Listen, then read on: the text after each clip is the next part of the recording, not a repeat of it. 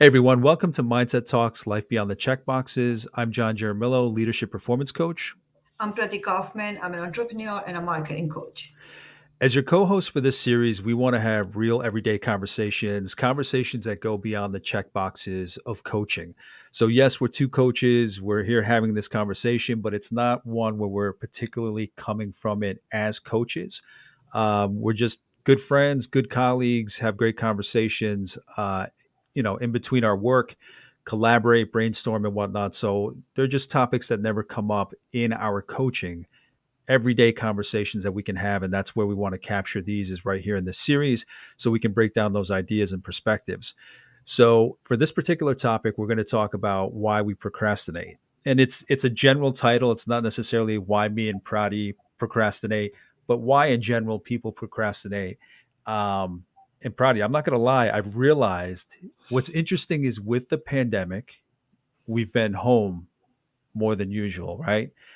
And even I think through this process of the pandemic or this experience, I've realized how much I procrastinate, how lazy I can be. Things that need to get done around the house, things that I need to do for business, even editing and setting up this podcast, the other series that I have. I've realized how much I'm not on top of everything, which I'm fine with. I've learned to appreciate, but it's amazing. And when I've said how much I procrastinate or how lazy I can be from time to time, it's amazing how people comment, well, it doesn't look like that from the outside because they'll see the series that I post online, if I'm writing, if I'm sharing, if I'm sharing collaborations, things that I'm working out with you and other colleagues, people have this impression that I kind of have it all together, that it's like a well-oiled machine. But that's not the case at all. And I have no problem saying it's not the case at all. But it's funny how I just determine from one second to the next, no, I'm not in the mood for that. And you're an energy coach, and we've spoken about what we bring to the world, what we provide in energy, what we show in energy, and not physical energy, but just kind of like that resonance, that frequency that comes from you, from inside you. And so people have this idea that that energy of mine, this is always on, always going, and that's not always the case.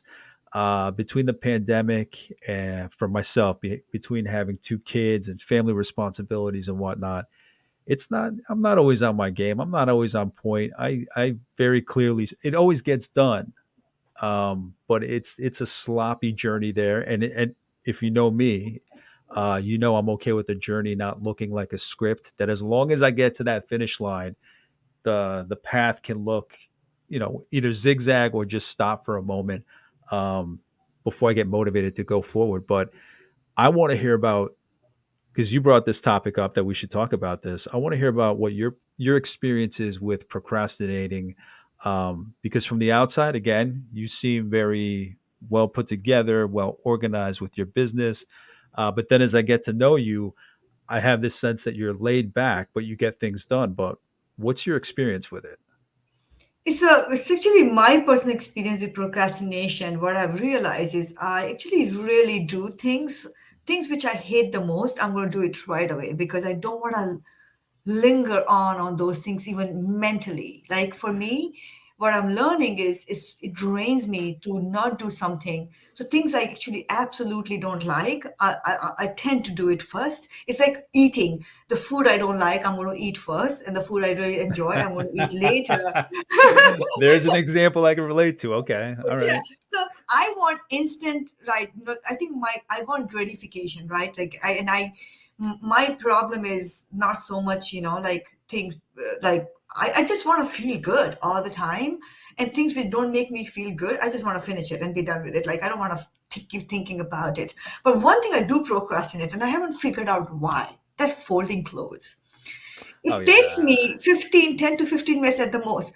Sometimes that basket will sit for 3 days. Like I don't understand why I don't do it. And I often ask myself, just do the damn thing. It takes 10 minutes. You're done. But it somehow I'm not able to do it. So You know, out of here's the thing, there's two things you mentioned I want to cover. The instant gratification. I love how instant gratification we tend to think as things that we want that are good and we want them right away. but you just mentioned it in terms of getting rid of the thing that I don't enjoy first so that I can get to what I do enjoy. So I love that you're motivated by what you want. So you're going to move what you don't want out of the way. And I remember doing that as a kid, leaving all the good food for the end, just, swallowing the nasty stuff first. But and then the other thing is the laundry basket I can relate to, I think, the most. I think that's what I procrastinate with the most because it sounds ridiculous, but there are just so many components to it. You know what I mean? Like you sit down to your computer to write, you're in one mindset. You sit down to your computer to work, maybe on a website of one of your clients, you're in that flow, that flow state. Especially with me because I have me, my wife, my 6-year old, and my 2-year old. All that closes in one basket. So when I grab something, I don't know what I'm going to be grabbing. Like it's one thing if I had all my t-shirts in one basket, all of my pants in one basket. I know this sounds absolutely ridiculous, but it's that shift from am I going to get a baby sock? Am I going to get my sock? Where do I put it down? How do I organize this? So it's funny. I didn't think we'd bring up folding laundry, but I think that's the one where I'm the biggest culprit. Yeah, and I think it's also like for me to like kind of tapping into my own mind. So my husband is really great at procrastination, anything. But what I've understood from him is anything he doesn't get like recognition and nobody's saying telling him, "Wow, Don, you're amazing." He's going to delay it as long as he can. So like the room I have to get it done in my house has been 2 years in process. So finally, I'm like, okay, here's the deal. Either you do it, so you have to like put a deadline on him. So if I'm like, oh, it's okay, you can do it next week, Oh guess what? yeah, It yeah, will be 3 years of the next week, right? Or 2 years. So I have to really kind of with him, I have to decide when to give him a hard deadline and when I can put up with his procrastination. But for him, it's about he just doesn't want to do things where he not, at home, recognized for doing a room. Like yeah. who cares? But when you do it for a customer, you're fixing a car, you do a job well done, you make money and you get appreciation. At home, you're neither making money or appreciation. Nobody's paying you to do household chores. So I That feel like that's where procrastination happen is yes, that. that's a very good point. Because when it comes to anything I do with clients, anything that I do, even for the podcast, I said before I wasn't always on task, but I typically am. Because it's outward facing. It's what people see. So I want to make sure that I do it in a timely manner. And you're right, though. I'm the same way. That dynamic in my house is the same way with my wife getting things done. When she wants to get things done, she gets them done as soon as possible. And she's always the one reminding me that, this needs to be done, that needs to be done.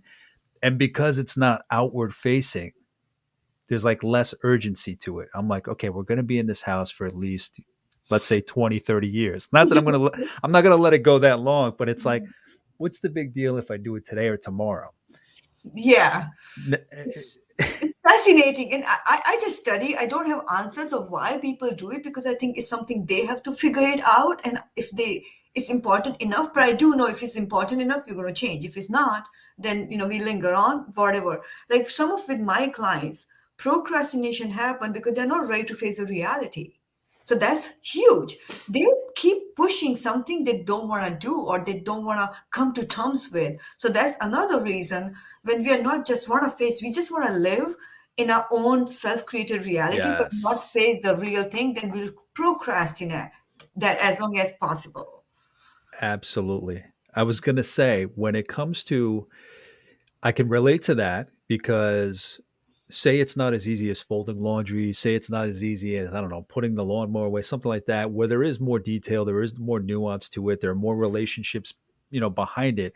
There are moments where I'm like, okay, I have this task I have to finish, but I get into that mindset where, yeah, I want to just keep the mentality I have now. I don't want to dive into the amount of energy I believe I may have to expend to finish that thing. So you're right. Like I don't deal with reality. And it's not, listen, it's not major things like emergencies. The things that are emergencies I get done, but it is true. Like I do think about my to-do list. Okay, what kind of energy goes into each of those? Which can I knock off easily? Which involve maybe dealing with somebody I don't want to deal with or filling out paperwork I don't want to fill out. So a lot of it is what's going to go into it? How much energy does it take? It's not just laziness where I don't want to do anything, but Yeah. I look at that to-do list. I'm like, all right, how much mental energy is going to go into each of these? Now, Yeah. from your experience with your clients or with you or with Don, um, have you come to that realization, or have you had that realization where you put something off, or he put something off, or your clients put something off, but then when they finally get to it, it's not as bad as they thought it was going to be? Because that's Oh, my yes. experience. It's always like this. So my printer has not been working for 6 months, and I need to call. What? Every time I think about, oh my God, I'm going to be so, I've already created this whole scenario that I'm going to be on the phone for an hour. I'm not going to understand half the things they're saying. I'm going to stay on it, and I don't have the energy to deal with it today. Tomorrow Yeah. I will do it, and then tomorrow never comes because it's not on my priority. The thing is, my life is going on without having the printer. Maybe because I have option. If I need something printed, I just send it to my husband's email. Yeah. Hey, bring a printout from work. So if it was urgent, I feel like if my work required me to continuously be on a printer, then I would make that a priority. But that is like in the lowest of the lowest totem pole for me on the priority list. So it's been 6 months, my printer is not working. Yeah. That's exactly the kind of stuff that I'm talking, just like little stuff that you think is going to be a hassle. And I bring up the reconciliation between what you believe is going to happen and what actually happens. And for me, for most things that I'm procrastinating on, different levels of time, a day, a week, maybe months sometimes, when I finally get to that thing and sit down and say, fuck this, I got to do this now, I got to get it off my plate, it takes like 1/100th of the effort of the energy. Like my main thing right now, anytime I get into that mindset where I'm putting something off, I'm talking to myself. It's like, just take that first step. You'd swear it's like trying to get somebody to walk for the first time, but it's like, just take that first step, just get started. And listen, this is advice I give to everybody, in certain conversations. And I find it hard to take my own, but I find that when I just get started, it's not as bad as how, like you said, you build it up. You don't want to deal with the reality of what you think, or your perceived reality of what it's Yeah. going to be. That when I start, it just it's like everything else. There's nothing to fear but fear itself. I never thought I'd apply that to procrastination, Oh, that is all about but that. that's what it is. Like, you build it up so much in your mind that the actual thing isn't as bad as all that perception and all that mental buildup. Yeah. And when like I also noticed like how when you don't want to do things and somebody like when I give a deadline, my husband gets sick. So he won't be able to do it. Like and I feel like it's almost a manifestation because he doesn't want to do it. So he will in real time he'll be sick. Like I'm not even like he actually would be sick. Like he will have a fever or really bad cold where he's not able to breathe. And I So just he's not even faking it. It's no, real. he's real time, but that's so to Wow. me, that's whole another energy level because if you don't want to really want to do something and somebody puts a deadline on that, but if you're not ready and you're not willing to do it, there's something is going to happen which will make you like not do that. So we almost like manifest something. He'll get into an accident if nothing else. He'll cut his hand. He recently burned his hand. Like he literally has had his hand fall down in the fire pit. He's healed. He's back to work, but he took 2 weeks off from work. So there's so much. And today I just want to talk. Like for me, I'm really exploring this procrastination energy and what it does in our life overall. I don't have answers, but what I am realizing is it's draining. That's all I know. Sometimes it's for the delayed gratification, like we want to delay feeling good as long as we can. But there's also a self sabotaging behavior to me where you want to stay feeling bad so that when you feel good, it's amazing, right? So, like, why would you stay in it, right? Why not feel good right at this moment? Why wait to feel good? But sometimes we want that delayed gratification, like we want to feel bad for whatever reason. I don't understand it, but there's a whole lot of things with that just procrastination. So I'm just observing right now of why Yeah. I do it, right? What's happening in my mind, and when and how do I like work around it? So my work around it is really, like you said, telling myself that, do you really want to feel like shit for 2 days? Like, you really want to see the damn laundry basket on the floor for 3 days? It could be as simple as doing it. So I think I've gotten 50% successful in getting it done right away. But there's 50% my mind will take over and I will listen to that for some reason. Yeah. I mean, even if I don't procrastinate like many days or a lot of time, but I'm putting it off. I'm starting to put things off slightly, whether it's a lot of computer work, client work, writing, whatever. It doesn't matter what it is. As soon as I sit down, it's kind of like it's not as bad as it was before. And that's interesting. I could believe in that manifestation, that because subconsciously, it's your energy for it's not quite there, that your body's like, okay, here's what we're going to do. We're going to give you a fever. Here's what we're going to do. You're going to get injured. Like, I never thought about that. But I mean, if you've seen it happen, who knows? Maybe it is possible. I've seen it happen way too many times in my coaching. Like, if you really tell, like, give a deadline to the client, like something, the daughter will get sick. Like, something will happen to not let that thing happen. Like, if they're not willing to do it, there will be a valid reason for them not to do it. It's just amazing. And I don't judge it in any way, but it's just like fascinating to observe this. Now, do you see, as you work with them, as you see this play out, as you see them finally get to what they were putting off, do you see them improving from one instance to the next, where they're getting better about not procrastinating a little, or do you see people? I know people are different, but do you tend to see some people say, in the past I procrastinated, I put it off, but you were right, I got to it and it worked out, so I'm going to try to not do that. Have you seen them improve and avoiding that procrastination? Not directly, but what I do see over time, that they are able to go into their fears and face it little more, easily than when I started with them. I think most of the time when I'm coaching, the procrastination happens because of the fear, honestly, of Hmm. not facing the issue, Oh or they yeah, don't want to look within, because it's deep. Coaching is deep, so they need to go within themselves. So they'll do, like, they just don't want to do it at this moment.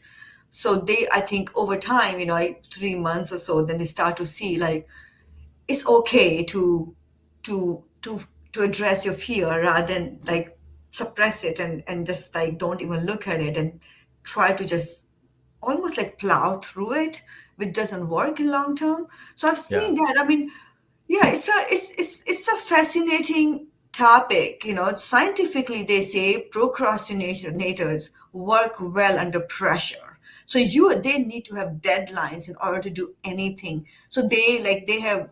So I've got a lot of procrastinators for some reason in my house. So, like, my nephew, if he had a deadline, let's say next day at 9 a.m., right? He would start work 9 p.m. That night. Then he would work through the whole night, and then he'll submit it. I think there's a way, like, it makes them feel good. Like, I burnt the midnight oil. I was up whole night. It's so amazing, which could have been done at ease long ago, but that just won't work at all. yeah. I think the circumstances dictate how I am about that. In some areas, I'm good. In some areas, I'm not. Even though I use the same logic, just get started, just get started. I still have those areas where I don't. But it's fascinating what you mentioned about where there are instances where we put something off because, like me, not gonna lie, lazy sometimes. And then there are other instances where people put things off because they don't have the confidence to jump into it. But I don't know, from what I've seen in instances of procrastination, just get started. That would be my biggest piece of advice to close this out. Is just take that first step. If there are instances where you really do have bad procrastination, get an accountability partner. Not so much for your laundry, but if it's like business, if it's development, if it's going for that class that you want to dive into. Um, Everybody deals with procrastination. I think very rarely do people not. I think very rarely are people that um, A type personality or type A personality where they need to like be in control of everything. But just get started. And if it's something that you really want to work on, but you don't know how or you don't know how to begin, just reach out and ask somebody. Yeah, and that's another solution. You're right. Like, I do too. So I write for Medium, as I've, or I think mentioned before, once a week, and I pay somebody to edit, like, just once I write. And the he's on a retainer. So I have to pay him regardless whether I write or not. Because I know if I had my way, I would not do it on time. And it will not be once a week, it would be random, like 2 or 3 in a week, then nothing for 3 weeks. That's just me when it comes to writing. So that also, I wanted to create this structure in my life where I don't need to be in a mood for writing, right? Like I just want to write consistently, and not wait for this moment and all this perfection. And I need to have this, like how people say, when I'm 40, I'm going to start my weight loss journey, or I'm going to be the fittest version of me. Like, that always future projection. And I didn't want to be that with my writing. I just want to do it now, and I want to do it consistently and not have this the best possible situation I need. Yes. And I think that helps having an accountability partner. And if you pay someone, guess what, you're going to damn well do it. Yeah. And before we wrap up, I just want to mention this book that I just finished reading, Atomic Habits, an easy and proven way to build good habits and break bad ones. And Prati, what you said kind of reminded me of this book where you're like, listen, I make it painful because I have to pay somebody. So to avoid that pain, I maintain this habit of writing. This book covers that kind of thing. And procrastination can be defeated by just my habit, as general as it may be, is just kind of just get started. Or maybe you set aside a certain time of the day to clean up all that bullshit that you've been avoiding. But I highly recommend it. Atomic Habits, an easy and proven way to build good habits and break bad ones by James Clear. Um, Practical everyday stuff that you can use, and that could help. So, Prati, was there anything else that you wanted to add before we That's wrap up? it. That's it. I think this explore when you procrastinate, sit with it, understand where it's coming from again, address the root cause, and it will be done. And I think the book you're recommending is great one for that. I've read it, and it had helped me to kind of go deeper into my reasons for procrastination and get better at it. So it's a great book. I think what you're recommending. So it's Yeah, great. yeah. Yeah, I didn't think about that until you said those particular words, paying somebody. So it kind of got me, to do the work, to do that thing, as you say. But in any case, thank you for watching. Subscriber, you're watching. Subscriber, you're listening. Reach out and let us know what you thought of the conversation. We're open to any covering any topic, any conversation, any ideas. And we'd love to at some point bring on guests to either discuss something we've talked about or bring up a new conversation. But in the meantime, take care. We look forward to seeing you in the next episode.